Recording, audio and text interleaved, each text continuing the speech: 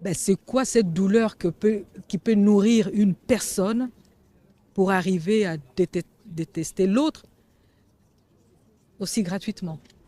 Mais on est chez nous, d'accord? Alors tu les gars avec. Il vous insulte. Oui, bonobo, rentrez chez vous. Alors, va à la douche.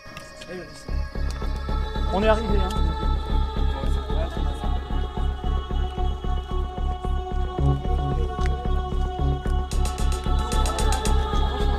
Parce qu'en fait, ce qu'on voit à l'écran dans cette séquence, c'est une réalité que vous vivez au quotidien. C'est Depuis une combien de temps réalité, une réalité. Depuis combien de temps? Ça a commencé tout doucement. On vous met les bâtons dans les roues, comme ça. Oui, c'est insidieux en fait. Ouais, oui.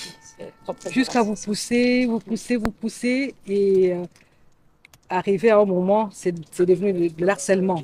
Bien sûr. L'harcèlement, voilà, et les mots sont arrivés. Divine a dit une chose très juste tout à l'heure. Elle a dit je ne connais pas une seule personne d'origine immigrée qui n'ait pas eu à vivre quelque chose de cet ordre-là, et elle a évidemment raison. Cet affaiblissement de son estime personnelle, elle a pour beaucoup de gens, on ne le dit pas assez, mais des conséquences psychologiques durables, des conséquences sur leur bien-être, en fait, qui se transforment plutôt en un mal-être, et y compris dans leur rapport à la vie, dans leur rapport aux gens, dans leur rapport à leur métier, à leur progression de carrière, etc.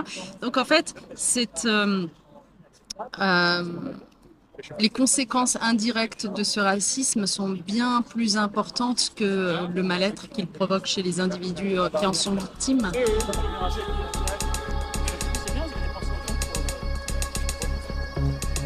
Dire aussi que tout cela s'inscrit dans un contexte national extrêmement préoccupant, particulièrement depuis les dernières élections européennes, où on sent bien une libération de la parole raciste. Il y a quelques jours, c'était un chauffeur de bus à Thiais, dans le Val-de-Marne, qui a été blessé par un automobiliste qui l'a traité de bougnoule. Ça m'est bien sûr arrivé, à la fois quand j'étais adolescent et dans la vie politique ensuite. J'ai toujours l'impression d'ailleurs quand on est confronté à ça et qu'on est responsable politique que c'est vraiment le dernier argument qui reste à ceux qui n'ont plus rien à vous opposer. Donc oui, bien sûr, ça m'est arrivé. C'est ce qui fait que je pense, comme beaucoup d'autres, je suis très sensible à la question de la lutte contre les discriminations, contre le racisme et contre toutes les formes de domination d'ailleurs.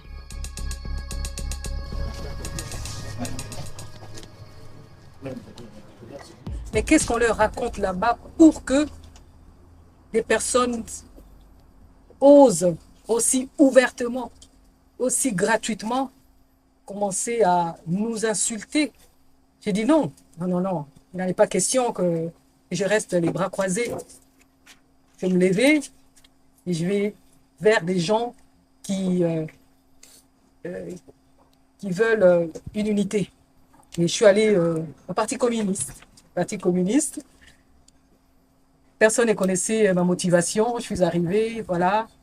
J'ai dit, je vais me mobiliser dans mes moindres connaissances, mes moindres capacités à donner main forte à la distribution des tracts, à faire ce que je pouvais faire. Oui, j'en ai mis dans la boîte aux lettres des voisins parce que j'avais trop subi. Il en est mis pour leur dire que non, on existe aussi. Il y a des gens comme nous qui veulent pas. Cette fracture-là des races qui ont besoin d'unité, qui ont besoin d'avancer ensemble, qui ont besoin de travailler ensemble et de vivre ensemble.